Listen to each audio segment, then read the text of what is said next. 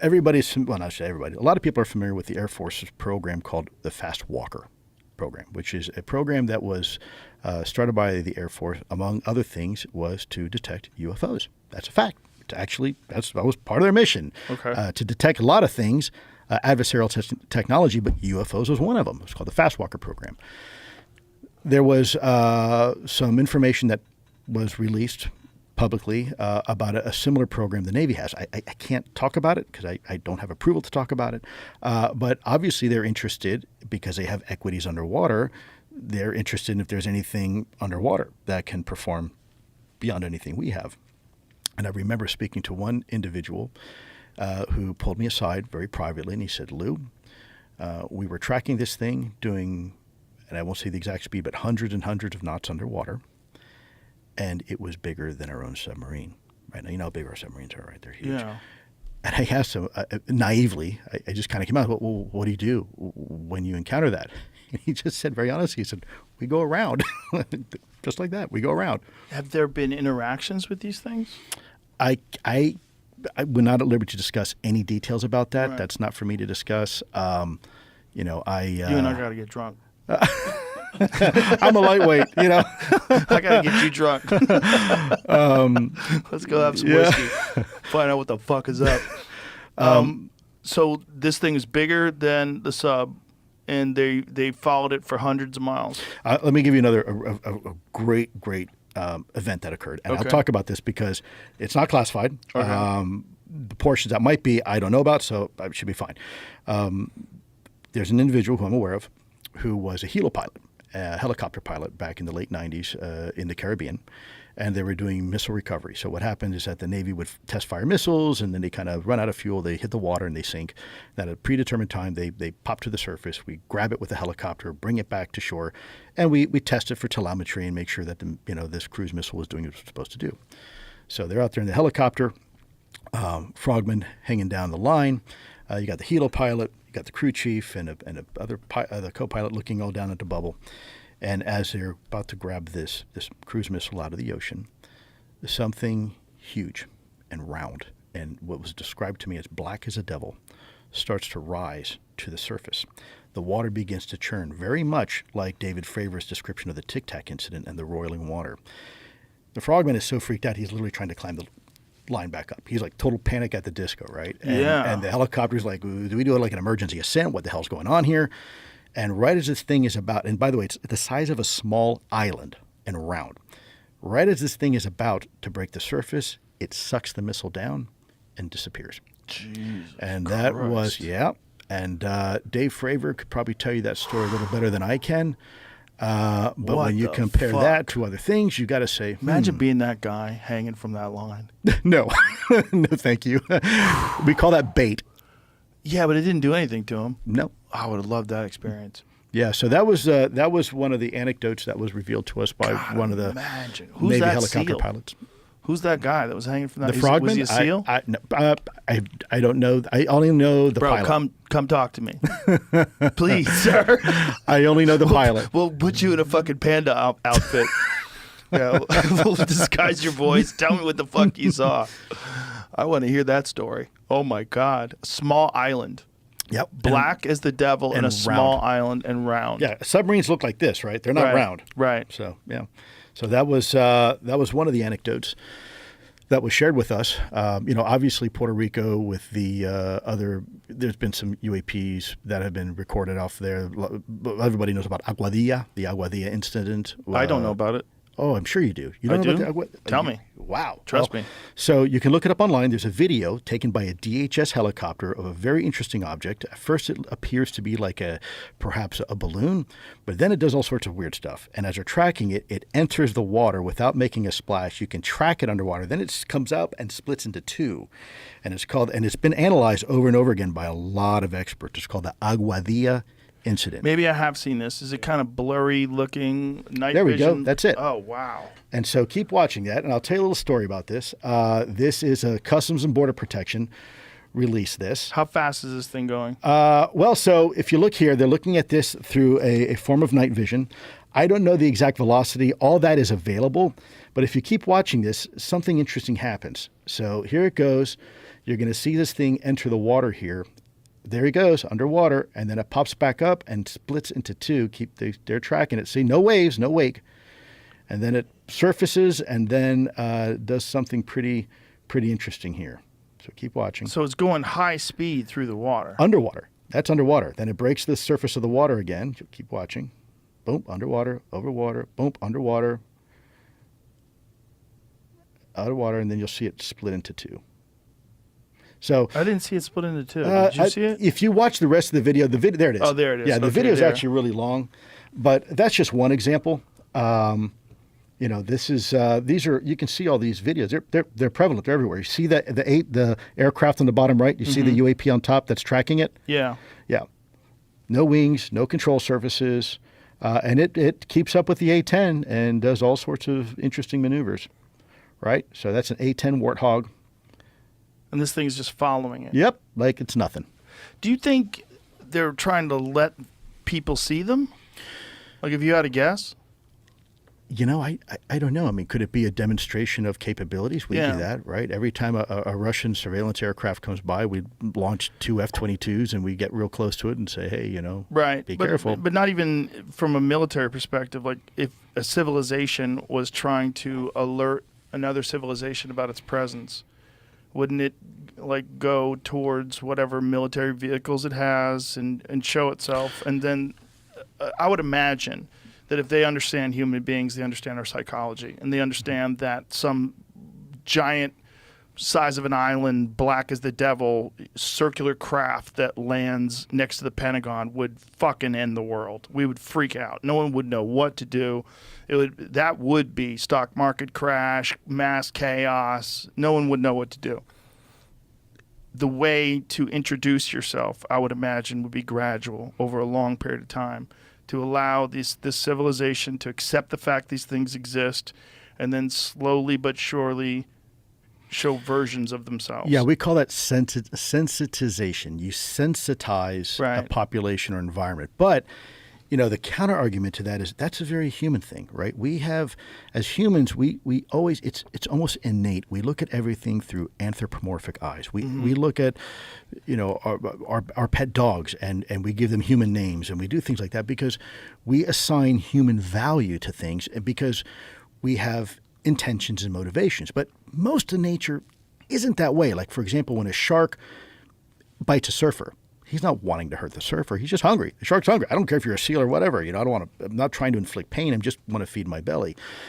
Intent and motivation is a very human thing, and we have to. I don't want to say resist the urge because it's almost impossible to do it, but we have to recognize that there are things that may exist that don't have human motivation. Meaning, right. Maybe they don't care about sensitizing us. Maybe they do, but maybe it's like a computer, right? Maybe it's binary. Maybe there's some sort of binary thought process, just information in and information out. So that's the one of the aspects I've always been very careful with is to assign human traits to something that is very likely not human. Right, but would you have to assign human traits to it, or would you have? If you could look at it from the perspective of these things are aware of our psychology. They're aware of how we function, and they're aware of the fragility of our worldview. No, and great point. You don't have to have human intention to have a strategy for doing the least amount of harm to this emerging civilization. Touche. In fact, there's examples of that. Let me reinforce your point, because there's examples of that, my background being science, in nature. When lionesses stalk the zebras, they get very low into the grass. They don't want to be seen, right? They're not motivated necessarily because they don't want to spook the herd, but they do it. It's almost instinctual, right? It's part of their DNA, part of their wiring to have a low profile, low observability, and to get closer to their target, whether it's prey or anything else. So you're right. I mean, there are examples in nature that also can suggest that. So it's a very good point. Yeah, I mean, it just makes sense that if it understands us, if it's observed, look, we understand the behavior characteristics of sloths, right? We study them, we know what they do, and it would just make sense that if they're studying us, they would understand our behavior characteristics. Like, I mean, the tiger recognizes the behavior characteristics of the zebra, doesn't it? Right, exactly. It studies it, and so it knows what it has to do to get close to the zebra. So that's a there's very no fair way point. they would come here with ignorance. Yeah. And I think also it's very likely that what we are exists in many, many places in the universe, and that what we are is what they used to be. So they probably understand what we are. Well, we do that in the Amazon, don't we? Yeah. And in African tribes, lost tribes that are remote, right, separated by outside human contact. We study them. We study them from afar, but we do the same thing. Yes. Yeah, no question. And obviously, if they are these super intelligent creatures, they evolve to become super intelligent creatures. So there's probably some sort of universal process that takes place amongst all intelligent, creative life that has a lust for innovation. They consistently make better and better versions of these flying crafts until they figure out how to make this warp drive thing that these things apparently have. Another thing that's odd is that you see the same kind of things that Kenneth Arnold saw in 1950. You see the same kind of things today. It's almost like, going somewhere in the 1950s and seeing a 55 Chevy, and then in 2024 seeing another 55 Chevy. They're still driving around in 55 Chevys? Like, what the fuck? Well, they do that in Cuba, right? But that's just because they don't have access to other cars. They don't have a to choice. Really good mechanics. Right. That's your people. It is. Yeah. I'm really resisting the urge of continuing to smoke this thing right now. Okay, I feel terrible. Don't feel terrible. You feel terrible. My with wife cigars. is going to give me hell for this because I I don't told think her there's I was anything wrong with cigars, man. Like I was saying before, I never heard of a single person dying from cigars. You don't inhale them. Take a little bit of smoke in your mouth. It's pleasurable. It's nice. I would just think that that's what they would do, because that's what we would do. And I think that's what intelligent life would do. We've recognized something that wasn't quite as intelligent as us. We don't rush into these, remote tribes and vaccinate them. Right. What do? We don't give them. But the thing is, like, they have done some things. Like, they gave Starlink to this one tribe, and the kids all started watching porn. You hear about that? I heard. Yeah, it became a real problem. Yeah. They're all lazy, hanging out on their phones all day, which makes sense. It's like, that's what we do. Yeah. But the tribal leaders are not happy. You bring up another very interesting point. Is there a natural glide slope or a natural evolution to evolution? Meaning, any species that reaches a certain point, is there a natural progression of any intelligent species to progress to the point, because all life is expansive. Right. Life doesn't contract. Life expands. Whether it's bacterial life, whether it's animal life or human life, there are certain biological functions to procreate, multiply, and continue to expand. Right. So is that a universal norm? That is that part of, like, fractals and geometry throughout the universe? Is that part of the blueprint of all life, or is it only specific to life here on Earth? And that's a great question, because there's probably arguments to suggest that, there probably is if there's a natural blueprint for physics in the universe, there probably, since life has to abide by physics, probably potentially natural blueprint for the evolution of all life, whether, again, bacterial or animal or human or anything else, non-human. It makes sense.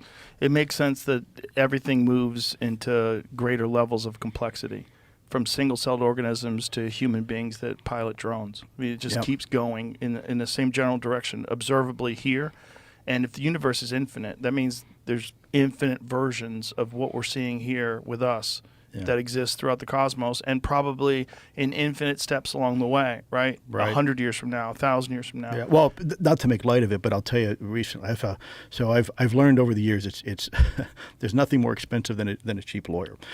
So I've got a couple good lawyers that I work with on just contractual stuff, and one of them is named Ivan Hanel. I call him the Bull. And I've learned to appreciate Shout out to Ivan. Shout out to Ivan. The infinite complexity of law and legal, right? Very. So if there is this natural progression, as we're talking about life, I mean, we even see it in our own human interactions, right? This intricate complexity of how things work, and how even in the way we behave with each other socially. Right. You look at when I was in the government, you could look at a terrorist link analysis, and that link analysis still follows those fractal patterns that the patterns in our lungs, and the patterns of lightning, the patterns of super Magellanic clouds and galaxies, superclusters of galaxies, all have that same pattern. And it's not just a physical pattern; it's a social pattern, right? And so, again, not to make joke of it, but I'm learning that it's beyond, these patterns are beyond just physical patterns. Even in something as silly but fundamental as law, there are these patterns that continue to spin off and whatnot. So, yeah, I can appreciate that. I think we're at a point now as a species where we probably should be having these conversations. And I'll also say this, Joe, there are parts of this conversation I don't feel the government has any place.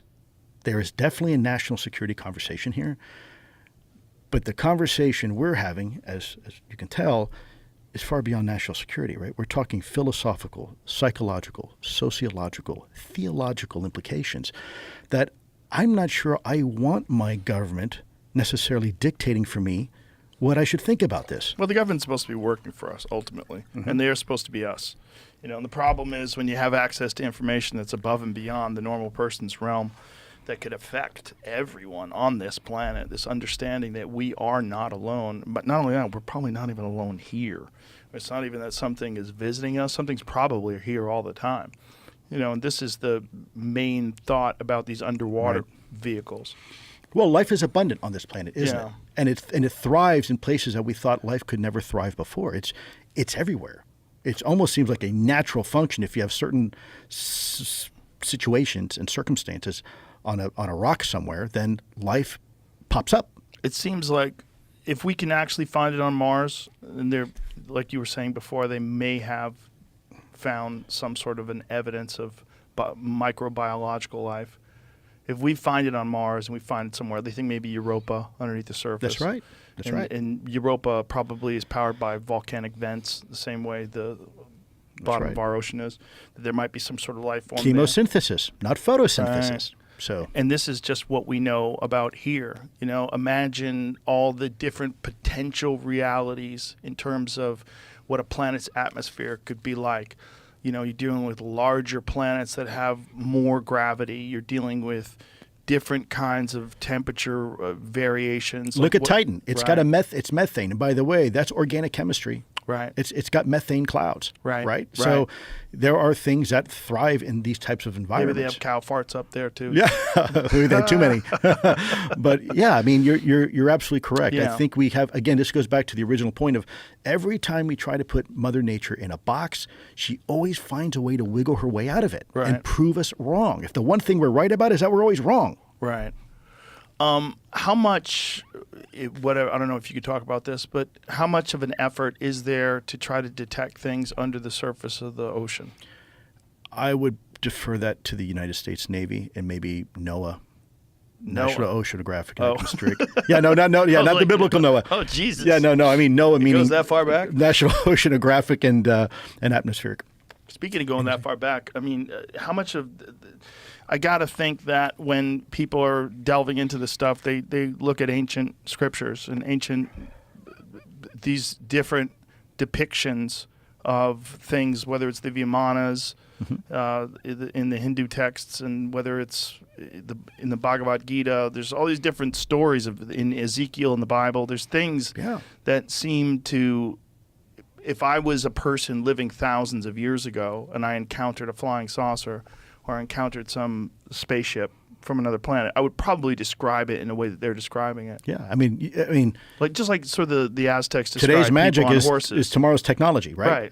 So I can tell you, when I went to Italy, I spoke to one of the senior, I think it was a Monsignor, one of the senior Vatican academics, and he said to me, he says, "Look, the Vatican doesn't have a problem with this topic. This is something, in fact, up into the 1600s, it was heretical to presume or assume that mankind was the only, if you will, incarnation of God, representation of God. It was actually, but in essence, you're putting limitations on the dominion of what God can and can't do. Right. And there are these scrolls, in fact, that are in the Vatican archives that discuss, it's a conversation between a Roman soldier and a Roman general, where they describe there's something called eclipus. Eclipus in Latin means like sun, eclipse, right? It's the shape of the Roman shield. And they talked about these flaming Roman shields in the sky that would follow them from battle space to battle space. And Mr. Jacques Vallée could probably expound much more upon that than I can, but this was just a brief conversation I had with someone there. Jacques Vallée is very slippery. Is he? Very slippery. He don't commit to anything. He looks at you sideways. And yeah, he did a lot of good stuff. And he's an incredibly smart guy. Great researcher, of just phenomenal, big he's brain. the reason that guy in Close Encounters of the Third Kind. He's the inspiration for the French guy. I heard that. Yeah, I never had the guts to ask him. I figure he gets tired of being heard. I'm sure. When you're talking to him, you're like, oh, that's the guy. But there's a lot of. And when you look at what the Vatican is, I mean, really, it's probably the world's oldest, most capable intelligence organization, because they have priests around the world that people will report miracles to, right, or in confessions to, and eventually that gets filtered up to the Vatican. So, talk about the world's first CIA and KGB. It was the Vatican, baby. Those guys had it going on, and so no wonder they have all this archival information, and some of it relates to UAP. Wow. Yeah, it only makes sense that these things, if they're here now, they've probably been visiting us since back when we were on horseback. Yeah. And probably quite a bit before then. And maybe that's the scariest thing for people. They might be responsible for us being humans in the first place. Well, you remember the stories, right, of even Christopher Columbus coming over to the New World. There were some interesting accounts when they were on the water of potentially some sort of UAP interaction. I did not know that. Yeah, you can look it up online. This is all open source, but you can type it up, and there were some very interesting accounts, and even old sailor accounts. Of people say, well, old sailors also talked about big giant kraken and stuff like that, but there was always an element of truth to it. Now we realize there are giant squid of the Pacific. Well, right? Not only that, krakens they think likely did exist. Yeah, well, because octopus, when they rot, they don't leave anything. But they did find fossilized suction cups from. They still do. It's called the Great Squid of the Pacific. We find that for sure. But they think maybe perhaps even an enormous octopus. Yeah, that probably actually did go after boats. We called them sea monsters back then, but really. We laugh about it now, but it turns out there are sea monsters. They're just called great white sharks and blue Megalodons. whales. That's a fucking sea monster. Right. That was a real thing. A great white shark is now. I mean, absolutely. Go swimming with a great white shark and tell me that's not a monster, right? Exactly. So, we just realize, though, it's just part of nature. It's part of our existing paradigm. Right. Tigers are monsters. Right. Absolutely. Exactly. Especially at night when you don't have a flashlight, that thing behind the bush, that's a monster. Right. Right. So. Did you find anything on the Columbus stuff? The only thing I'm seeing is from my Ancient Aliens episode. It's legit. I saw something crashed into the water, but I can't find. There was some reports of some interesting lights that the crew had reported, and it was actually he put it down in his logbook. Something about some interest. Now, some folks will come back and say, well, that's St. Elmo's fire, which absolutely could be. What is St. Elmo's fire exactly? St. Elmo's fire is a static charge. It occurs on the wingtips of aircraft. Even the old sailors would report it. In certain environmental conditions, there was this weird greenish blue plasma glow that will often sometimes be seen on the tips of wing tips on aircraft. There's some really good pictures of it online, and even on the old mariner ships up towards the sails and the masts. And they believe it has to do with static charge, and under certain environments, it creates this energized plasma, and you can see it. And so, is that similar to like ball lightning? Well, it could be. Here you go. So. And they call it St. Elmo's Fire. See that? That's fucking badass.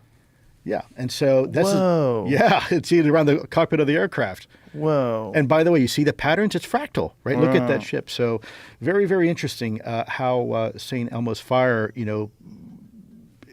can cause some people to, perhaps see things and say it's. Well, also they might be seeing that. Yeah, they might, right? But there is some accounts of ancient mariners who report.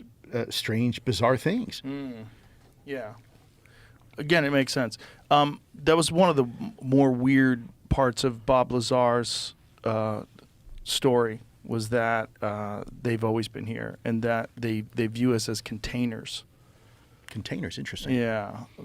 And he said there's a very thick document that relates to the implications that it has on religion and like the way they talk about us. Well, or the way religion they calls us view vessels, us. right? Yeah. Religious scripture in a lot of different religions refer to humans as vessels.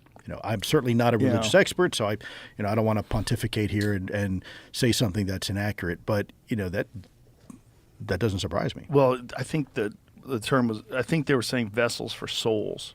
But if you imagine that a being transcends its physical limitations of biological reality, right? So the biological evolution that led us to become Homo sapiens over the course of, X amount of millions of years, that's a very slow process.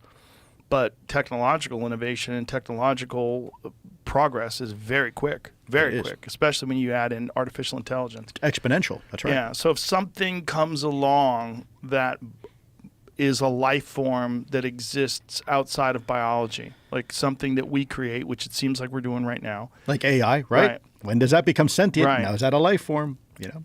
Not biological. Maybe that thing, in order for it to ever occur, maybe that thing needs a thing with a